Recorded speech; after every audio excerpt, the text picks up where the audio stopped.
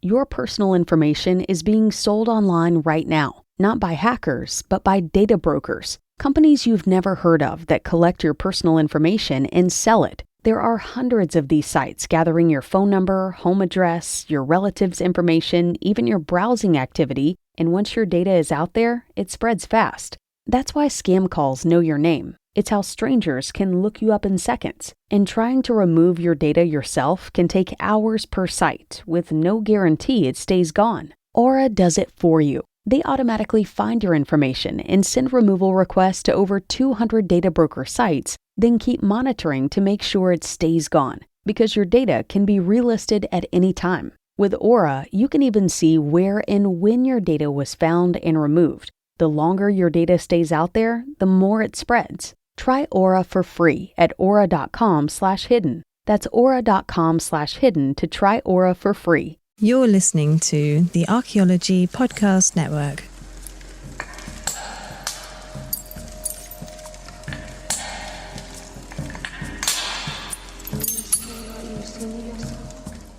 Welcome to episode 13 of Ethnocynology. I'm your host, David Ian Howe, and I'm here with Hannah Rheaume. You got Did it. I do it? I did. Yeah, you got Okay, it. cool. I found you on Instagram, or you found one of the other. You photograph wolves. Is that correct? We found each other in the Instagram world, which was a wonderful little find. Yeah, especially in like the wolf and dog niche. It's like Yes. there's a lot of crossover. Yes. A lot of crossover. So we chatted briefly a few weeks ago about stuff, but can you like introduce yourself and let the audience know who you are? Yeah, for sure. My name's Hannah. As he said, I'm a nature and wildlife photographer, and I really started taking photos mostly of my travels back in 2016, was it? Wow. Almost 10 years I've had a camera in my hands. And so, yeah, kind of just evolved into this deep appreciation of nature and kind of all wild things. And here I am in 2025 photographing more and more canids than I ever thought I would. Yeah. But I love wolves, love coyotes, and large carnivores that are usually misunderstood. Those are kind of my jam. Yeah. And what kind of led you down that path? Like what made you want to, I mean, obviously wolves and canids in general are majestic, quote unquote, Yes. as it were. But like what led you there? Honestly, it kind of started in 2020.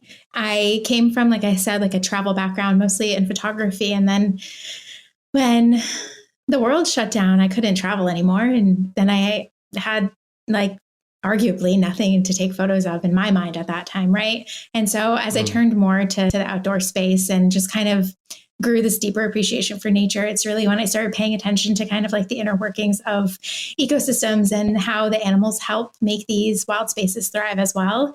And it kind of just snowballed into this like deep appreciation for large carnivores mostly. And I find like this really deep connection in terms of them being largely misunderstood and being able to create imagery that can help kind of dispel or communicate the way they exist in this world is so important. And I think now most of my photography really just try to focus around that.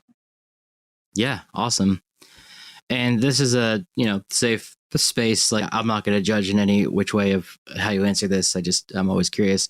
Mm-hmm. And like, what ways, do you think they're misconstrued, or like in what ways are canids misrepresented?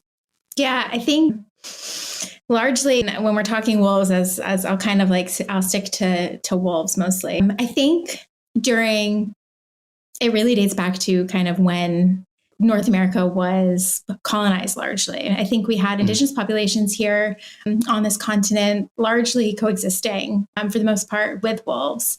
And it really wasn't, at least from the history that I've read, it really started to change, we'll say, when settlers started to move a little bit further west, right, and introduced cattle. And there were mass extermination laws or acts passed where they were able to kill off a lot of the large carnivores on this continent, largely talking coyotes and wolves.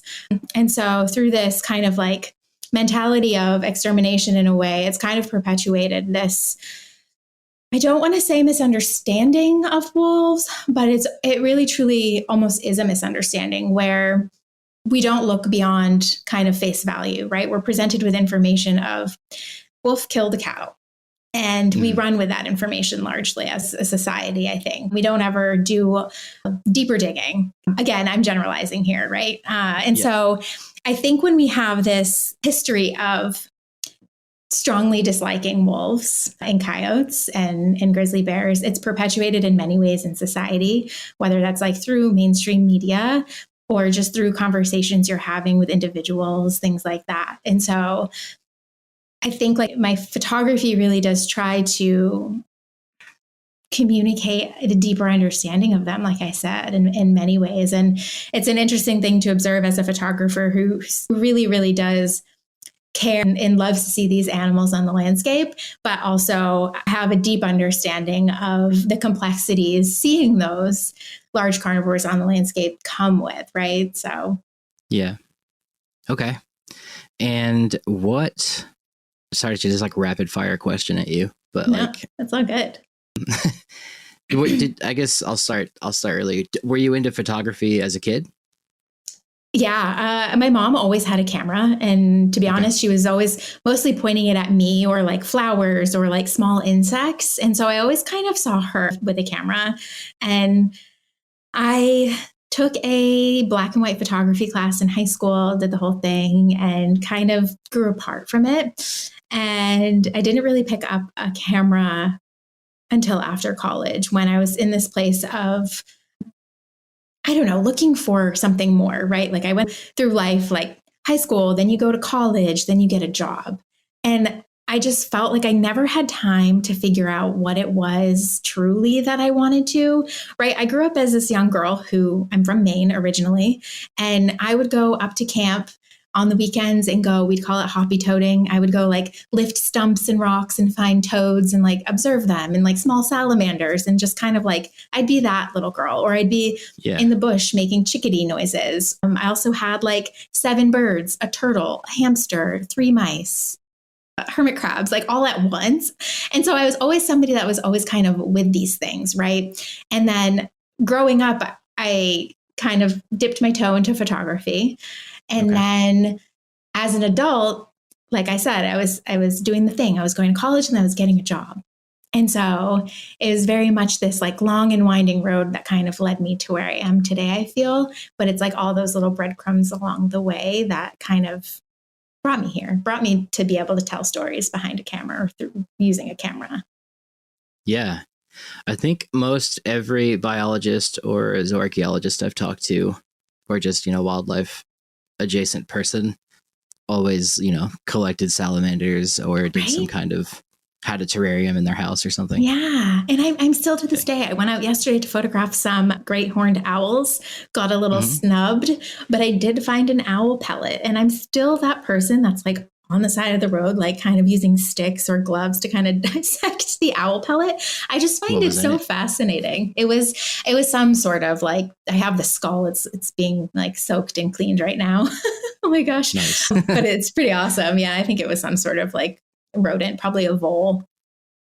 Okay. Nice. Yeah. Same thing. I was doing that. And then in college too, I worked at the Forensic Anthropology Center in Knoxville, which is like the body farm or whatever. And one of the places where like the taphonomy zooarchaeology lab version of that was in an old like frat house right off campus. And I had just got like, I'm wearing full scrubs, like a mask, and had just sawed like a deer in half that was frozen. Oh my gosh. And I was standing outside on the porch because it was like a frat house, and there's people just like walking down the street, and my friend was smoking a cigarette.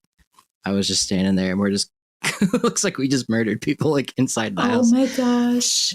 But yeah, that's just like I came into it from the forensic angle, but the same thing, I had to like work with. The zoo had donated a baboon. We had to take that apart, and because it fits in with the human remains stuff. But yeah, and I thought my story was tame. I've talked to other people that it's like wild stuff that they've done too. But yes, owl pellets, picking up roadkill, just investigating. It's just you got that curious brain. Yeah. The other day I was driving down the highway, and sadly there was a coyote on the side of the highway. And I was obviously driving like 70 miles an hour or whatever the speed limit is. And I was like, oh, I wish I could pull over right now and just go see like what's going on over there. It's like that endless curiosity that's like consistently like driving me. There's always like some sort of like question or curiosity behind, I feel, every little thing I do, right? Like it's so interesting to observe. And do you think that manifests in your photography in any way? Yeah, I try to like allow room for imagination, right? Like obviously you take the objective photo of, we'll say like a wolf portrait or a bison portrait or a grizzly portrait. You take that objective photo. But I think for me and my photography, I'm curious more about like the animal, right? Like itself as an individual, looking more at like, oh, okay, what are the like small details of this animal? What are like some sort of like key identifiers where like you're looking more at a macro level of the animal, right? A micro level of the animal rather than a macro level. Where like we can get these beautiful portraits with like the lenses that they have out there now, but I'm more curious about, I don't know, what a wolf's fur pattern is like, or like its eyelashes. Like I think about my dog who has white eyelashes. And so like, then I kind of get into this brain space of like, okay, what are the other things that I can photograph here? And it's that constant, curiosity of like, one, like how can I communicate this animal? But two, like how can I do it in an artistic, curious way? Gotcha. Okay. Because I would go out there imagining just like, oh my God, a wolf, and take a picture. But you're trying to like, really think about details of their anatomy or things that interest you in doing it. Yeah. Okay. I feel like you can tell like every photographer, and this is the thing, like every photographer goes out in the field, and I'll be in the field with a few other photographers, right? But we'll walk away all with a different photo, and we'll have the same subject, but we'll all leave with different photos. And I think it's so cool because it just, so much of like the way we make art or make photos is dictated by our human experience. And so like you put us all out in the field together with the same subject, and we're all going to take different photos based on, of course, like artistically, like what we gravitate towards, but also I think our life experience and sort of our own individual curiosities, if they are there. Yeah. Okay. Did you play Pokemon as a kid? No. No, I actually played video games as a kid, but I played Kingdom Heart on PlayStation, PS2, I think it was. I don't know if you're familiar, but it was like this Disney inspired game. And there's like a key or something. I remember. Yes, there was a key. Okay. It was, but I didn't play Pokemon actually. Okay. Well, I guess the reason I ask is like Pokemon, you go out and have this little like computer Pokedex thing that like identifies animals, tells you a trait about them, and then you catch them and collect them or whatever. But like a lot of millennials have gone into the zoology space because of Pokemon. So I was just curious if that's so interesting. And then there's a Pokemon game called Pokemon Snap. It was on the Nintendo 64. And you would like go around on this little like pre-recorded trail taking pictures of Pokemon. I feel like I was duped as a kid. Yeah, you didn't play that. I feel robbed of my childhood. Yeah, there's even like you got extra points if it was centered, and like I kind of learned photography from that game. That's really cool. Yeah. Not that I'm a photographer by any means, but I remember being like, oh, I guess you do have to center things and whatever. Yeah. Oh, that's cool. Sorry, random aside, but were you a big Steve Irwin or like Zaboomafoo kid? Both of those. Okay. I also watched, oh my gosh, what? Eliza the Wild Thornberry or Eliza and the Wild Thornberries. Yeah. A little like different from like wildlife specific, but like still connected. And yeah, I think too, like something I'm so grateful for in my childhood is just like the ability or like the times, like a sign of the times of just like going outside and like hanging out in the bushes as a kid, like digging in the dirt and just actually like physically being outside, and then like coming home to having those kinds of shows and stuff. I can't imagine being a kid these days. I feel like it's different for sure. Yeah, it's just very different. I grew up in the 90s 2000s, so like you could, but I was in New York. Okay. Yeah, so and you're in Maine, so probably a lot more open space there. I wasn't allowed to like leave the end of my block because you'd get like kidnapped or something, but but around that block I'd find earthworms, and like a squirrel had fallen out of a tree one day. I remember being like so fascinated by that, and it was dead, but didn't touch it, but just like wildlife, and then ants everywhere. different birds. I don't know. I'm trying to think, but yeah, cats and dogs, and then you kind of get robbed of that growing up right outside New York City, I guess. But I guess you were saying you were making chickadee noises in the bushes. Oh my gosh. Yeah. Honestly, a friend of mine, like we've been friends since we were 2 years old, still friends to this day. She and I would like go in the bush and just like make chickadee noises and like watch for chickadees and hang out in the bush. I don't know, like kids do, I guess. Yeah. But yeah, we would just like hang out outside and make chickadee noises and be these two random girls.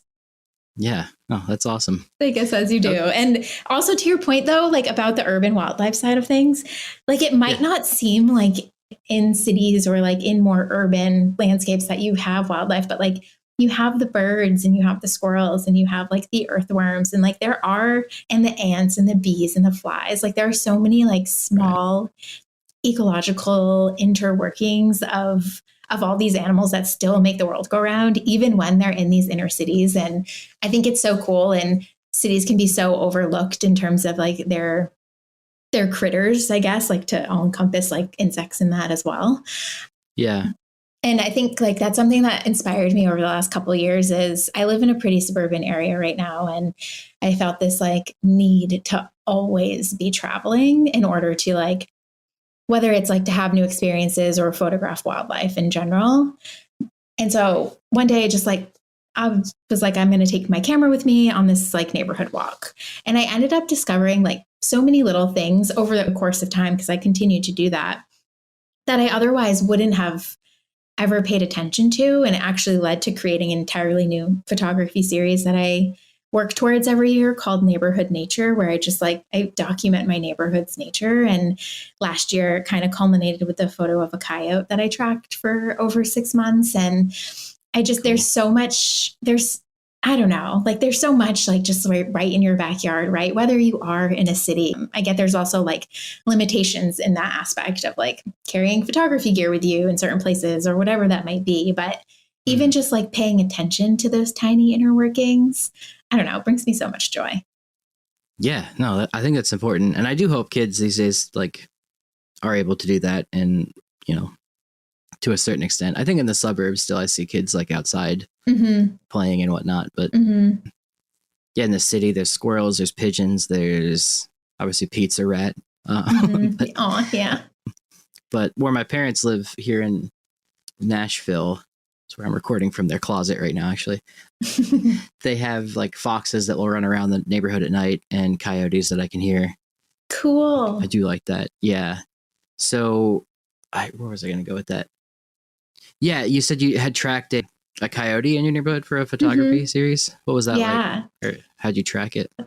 So when we first moved to this neighborhood, we would see coyotes everywhere, like in walking through like our community, like down the road. We would hear them when the sirens were going off. We would see their scat everywhere. And then all of a sudden one day they just like virtually disappeared. I remember seeing their pups. And then pretty soon after that, they just like totally disappeared. And which is normal, like coyote territory definitely changes, but having known they've been here for over 12 years, I was like, that makes me very sad. And so it had been a little while. And then all of a sudden I started seeing their scat again. And then I started seeing and hearing them more and more. And so that kind of sparked this idea to have this neighborhood nature series of last year culminate with an image of a coyote. I just, again, like I love canids. And so I wanted it to be that. And it likely will be the same thing this year. But I had spotted the coyote, and then I was like, okay, this will be super easy to get this photo, like no problem, right? Well, the coyote had a different plan, and it like evaded me for the better part of 6 months until I finally was able to get a photo like that I compositionally liked, more of like that portrait style, get a little bit of a closer image of the animal. And so, yeah, it took 6 months to get that one photo that I thought was probably going to take me maybe a couple of weeks. But it makes it that much more special, right? When you actually put in the time and the work to track the animal and just, again, like right place, right time and repetition. And it led to probably one of my favorite photos I've ever taken. That's dedication, dude. And like a lot of work. Yeah. I know. Cool. I have a whole note on my phone of like when I would see the scat, what time of day, like where it was. Oh, wow. Okay. I put trail cams up. Never caught the coyote on my trail cams. I did see bobcats, raccoons, some deer, mice, but never the coyote. So it's basically hunting. It's kind of. I know it really is in many ways. Actually, it's very similar, just with a camera. Yeah, for sure. You don't have to give like specifics, but where are you at right now? I'm just outside Seattle. So it's a pretty suburban area. Yeah. With a lot of green space, which is really nice. And honestly, moving here, I had no idea I would ever even see a coyote. I don't know. Yeah. Being from Maine, I don't remember growing up as a kid ever really seeing them or even foxes. And so it's special to just like have them kind of like in my backyard. And I'm pretty sure they're going to den pretty close nearby. So hopefully we'll see some pups this spring. Absolutely. I'd like to dive more into wolves after this commercial break, if you don't mind with that. And with that, we'll be right back. And we're back with Hannah talking about wolves. Yeah, so you were in your neighborhood looking at, chasing the coyote, tracking that down. You said you weren't, you didn't expect to see so much green space and coyotes here around the Seattle area. Have you seen wolves out there? Do you go to Vancouver Island for that? Or is that more something you do in like Wyoming, Montana? Yeah, I mostly do see them like in Wyoming, Montana, in the park mostly. We have a wolf population here in Washington, mostly on the east side of Washington, although there are suspected to be some on the west side. Close-ish to me, but I've never seen them here in the wild. I would absolutely love to. They're a bit more elusive. I've been wanting to get some game cams kind of over in some known areas. I just haven't made it over to that side of Washington yet, but mostly in the park, which, is not as reliant as you would think, right? Yellowstone being the park? Yeah. Sorry, okay. Yellowstone. And so you would think you'd be able to just show up after all the stories you hear. Mm-hmm. And then there's just like wolves everywhere. Not the case. Right. I think it's Yellowstone Wildlife Company has asked me several times to come out and like do like a 4 a.m. wake up. We drive out and see wolves, but I'm in Laramie is where I live most of the year. Cool. I'm 6 hours from the park. And I don't want to drive all the way up there to wake up at 4 a.m. to not see wolves. I know. But I do need to do it. You do. But yeah. Is it crazy to see them in the park? I saw a coyote in Yellowstone. That was it. I heard wolves at night or at 4 a.m. I woke up outside one of the hotels just to hear it. But so cool. Yeah. Anyway, sorry. I'll let you continue. Yeah, I don't know. I haven't quite figured out like the word or way to describe it when you actually do see wolves in the wild. We have a really incredible sanctuary here. And incredible is not a word I use lightly to describe sanctuaries, but they're great. Okay. And they do incredible conservation work for gray wolves, Mexican wolves, and red wolves. And I'd seen them there, right? And when you go, though, to a wild space and a place you've read about countless times or you've seen on the news, or it's almost like mythical, and then you actually see the wolves in the wild, it is just this like out of body experience in a way where like I am looking at a wild wolf. And then you go down, at least I do. Then I go down like the brief history of wolves in Yellowstone and the reintroduction in 1995 and just all of the steps it took to be able, one, for me to be there looking at these wolves, but also for the wolves to be there as well. So like being in the right place at the right time and seeing them in the wild is just like the most special experience. I can imagine that because I guess my theory has always been like, since dogs and wolves are so, like they're kin with humans in a sense in a lot of cultures around the world. Well, dogs definitely are like our kin in a sense. Like seeing a wolf, it's not like seeing like an Australopithecine out in the wild, but it's like, that's the ancestor of your dog, like out there, or, it's got to be pretty cool. And I remember like when I was in Yellowstone, I didn't have any plan. I was just driving through and we did Old Faithful and all that, but like just wanting to see one. And I guess I'm digressing here, but another thing too with Yellowstone is like, if an alien was like, hey, where do I go first on Earth? I would be like, you got to go to Yellowstone. Like, 100%. it's crazy. Yeah.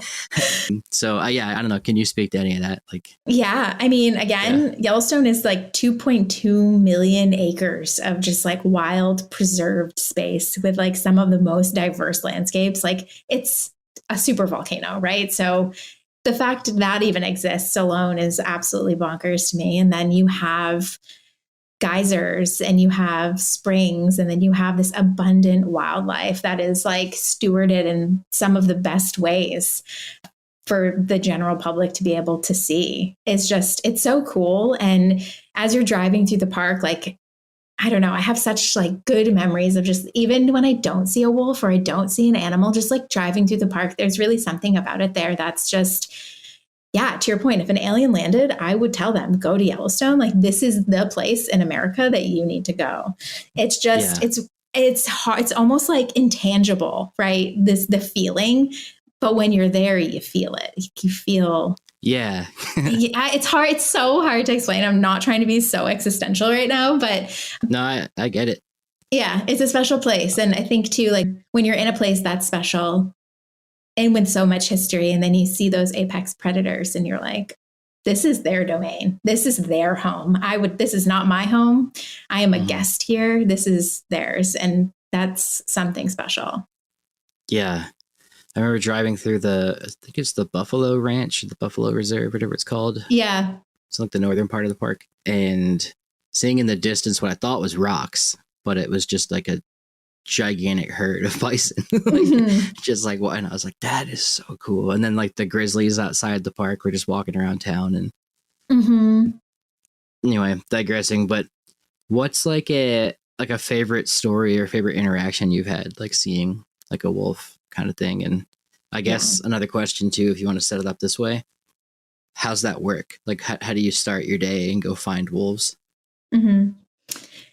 Yeah, so my days in Yellowstone are long, and they often start far before sunrise. That is for sure. I am so eager in the mornings. I will pour my hot coffee. I will get in the car and I will drive. I don't care what time of day it is. If it means I can see a critter, I'm good to go. And so those days start super early, and you always set out with this expectation of what you're going to see or experience, but the wild doesn't always deliver that. It delivers whatever it feels like. And so you have to be kind of prepared for that. And I think like my favorite wolf encounter would be one that I totally stumbled upon that I wasn't expecting. So the part of the park I was driving into was kind of the interior, called like Hayden Valley area.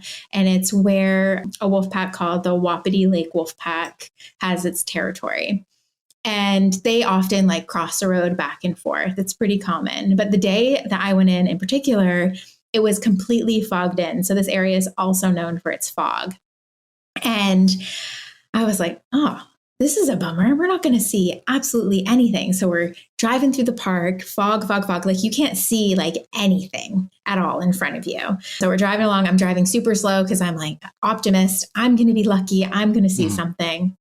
Saw nothing. The fog finally broke as we kind of descended down and out, and stopped to take some beautiful photos of these meadows. Because I also do like landscape photography as well, aside from the wildlife stuff. And so took some photos, made our way back through the valley. It's still super foggy, but I noticed this tree and it was like super beautiful in the fog, and it was just on its own. And I wanted to take pictures. So I pulled over, got out, took some photos. And all of a sudden a ranger comes like speeding past me, like faster than the speed of light, going that direction that we just came from. And I was like, thought to myself, like, oh, that's strange. There must be something. It's probably a grizzly bear. And usually grizzly bears are the ones that get the most, I feel like, attention, because they cause bear jams. And I mean, wolves do as well, but wolves often aren't like close to the road like grizzlies.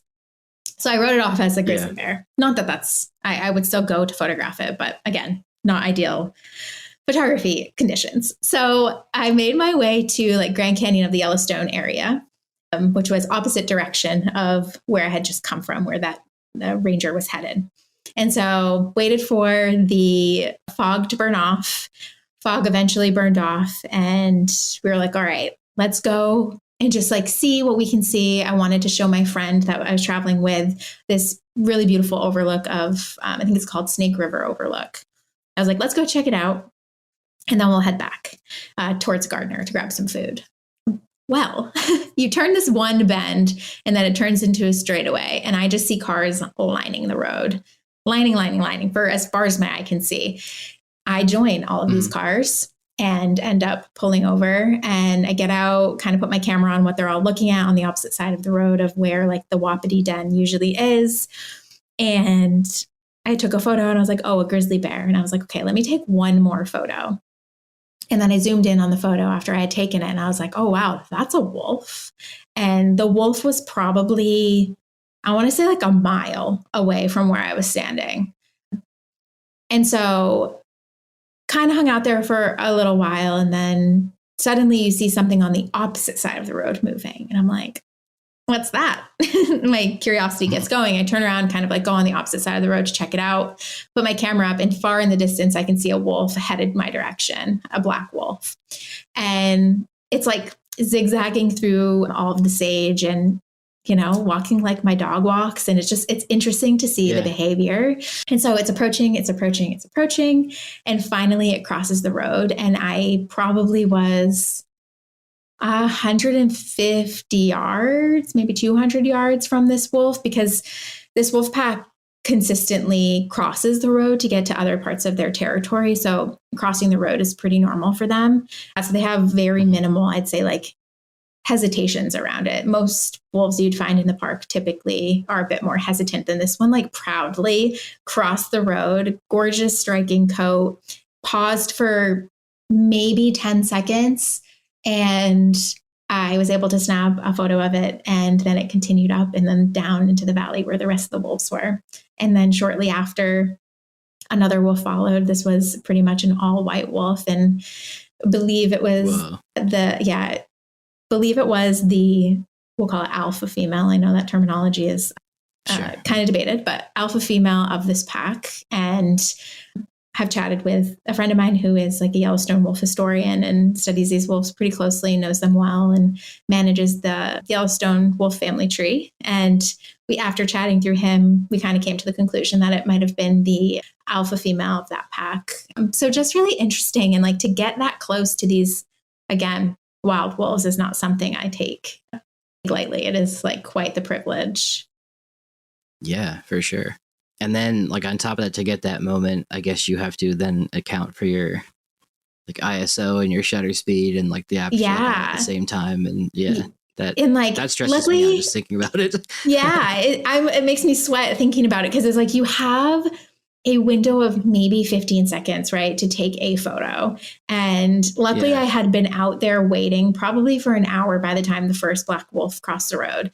So I had my settings right. But again, like you almost go into this panic mode of like, oh my God, is everything right? I got to make sure everything's right. Got to take the picture. Oh, is everything right? You review and like you go through this like weird cycle, even though like I know what I'm doing, right? Like I have to like remind myself out in the field, like I know what I'm doing. Like I need to go into Zen mode or something, because I can panic, because you obviously want to document this moment. I mean, and sometimes it can be, you definitely panic. But you're paying attention to a lot of things like safe distance from the critters. You're making sure your composition is what you want it to be. You are making sure your settings are what you want them to be, like the whole thing. So it's definitely interesting. It's like an adrenaline rush that I didn't know existed.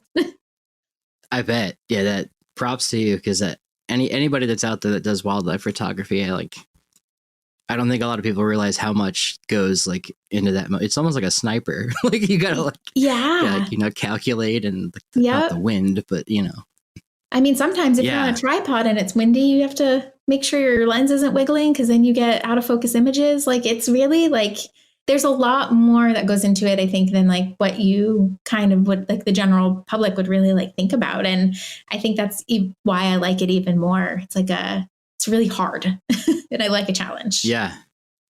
Oh, absolutely. Okay. A couple more questions for you then. What is something that you would like to do, or just like dying to photograph or like see, or even like kind of like we talked about the other day, if you want to talk about that? Mm-hmm. Yeah. Yeah. I think kind of like multi-layered here. I would like to add a bit more education to my background. For starters, in terms of being able to communicate animals that are largely misunderstood. And so I'm kind of exploring avenues of that right now. And I'm also looking kind of like in terms of what that subject would be. Obviously, moving down, it would be wolves. I would love to kind of expand my knowledge around wolves, both academically and also in the field. And I think one of the places, I mean, there's a handful of places I would go to photograph wolves. I mean, the list is truly endless. I think for me, there is a place called Ellesmere Island in Canada, and there are Arctic wolves there. And these wolves have never been hunted. And so they're not what we have kind of like in North America or anywhere else, right? So these wolves have never been hunted. So they have an interesting relationship with humans where it's, I don't want to say it's not, they're not fearful, but they're definitely curious. And I mean, wolves by nature are curious, but these ones in particular are almost at another level. And they've got beautiful white coats and they hunt muskox. And they're just kind of in this off the beaten path place that I think is one, beautiful on its own, but two, to have like that dynamic of an apex predator there is just, it's pretty unique. And again, like to have a non-hunted apex predator, it would make for some really incredible observations. I mean, lots of scientists and researchers have gone there to study these wolves. I wouldn't be the first, that's for sure. But I think to be able to tell this unique story through photography would be really cool, at least through my lens. It's been told before, but I think through my lens, it's something I'd love to do one day. Yeah.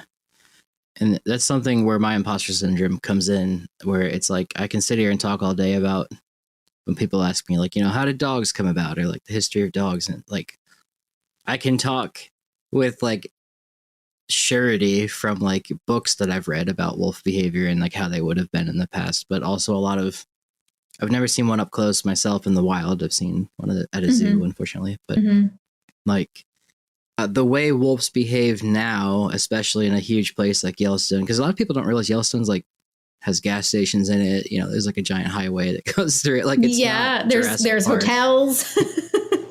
Yeah, it's pretty wild. That like the wolves that we see there may not be indicative of the behavior that wolves had 20,000 years ago in Siberia. Right. So something like we're up there in Canada where you're thinking might be like more accurate to be like, you know, what wolves used to be. Yeah. And I think it's not lost on me too that the wildlife in much of Yellowstone is quite habituated. There's no denying that. But yeah, I think it's still something definitely worth researching. Are those wolves obviously like in the park and grizzlies and things like that. But I think to kind of branch off and see like it's almost like a look into maybe what it would have been like back then, right? Like back when wolves truly were the apex predator on the landscape before humans were so much. I think it would provide probably the most accurate, right, kind of observation that we have out here. Absolutely. I would think so too. And yeah, not to denigrate anything that goes on at Yellowstone, because it's still wolves. Yeah, it's still incredible work, right? Yeah. Yeah. So along those lines too, do you have a dog, by the way? Yes, I have a dog. Okay.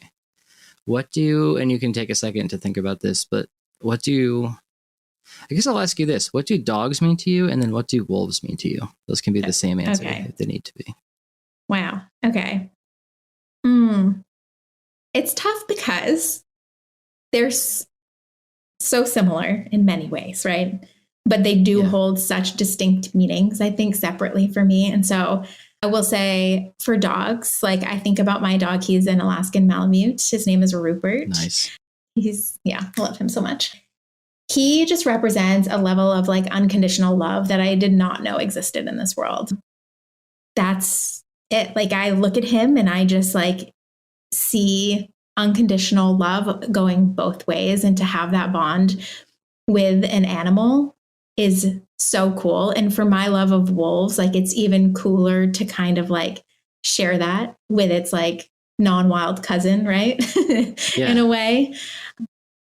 And so, yeah, I will say dogs to me represent like a level of unconditional love that I did not know existed. Great answer. And then wolves, in a way, represent humanity. Awesome. They are the best parts of us, and they are the worst parts of us in so many different ways. And I wish more people could see them for how I see them.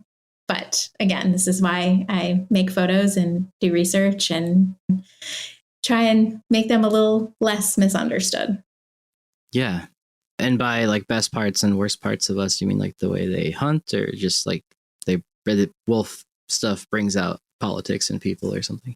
Yeah, I think it's kind of both, right? I think a lot of people in the space that I'm part of, heavily like in the conservation community, I think when we see like the anti-wolf side versus the pro-wolf side, a lot of the anti-side of it is always, they hunt the young and they kill the calves and the weak and the old, and they hunt for fun and a bunch of this stuff. And when you really look at it, how is that any different than what we do in terms of that? Like in terms of hunting, we hunt for sustenance.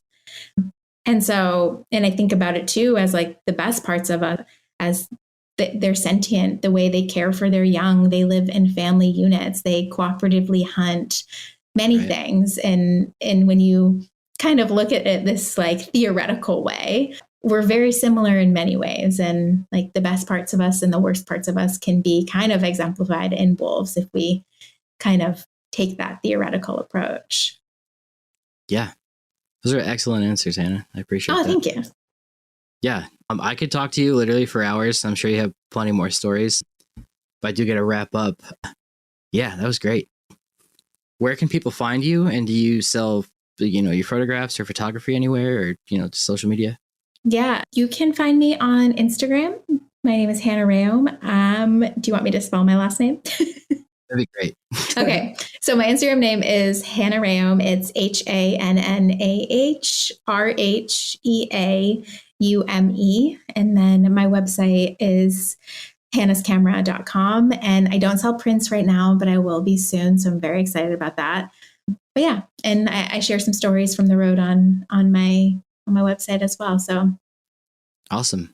And any piece of advice to people listening, or a soapbox you'd like to go on before I let you go? Ooh, soapbox. I love soapboxes. I can get on a good soapbox right now. Yeah, go for it. I think a soapbox I could go on is just to build upon what I said before. And that is, wolves bring out the best parts of us and the worst parts of us. And I think that if we can kind of separate ourselves from our preconceived ideas of what we think a wolf is, and if we can take the time to go to a place like Yellowstone or watch a documentary on your television, we learn a lot more than, staying in our echo chambers of what we exist in, whether you're anti-wolf or pro-wolf. And I think a large part, of the conservation space right now, large part of what it's missing is listening to many voices.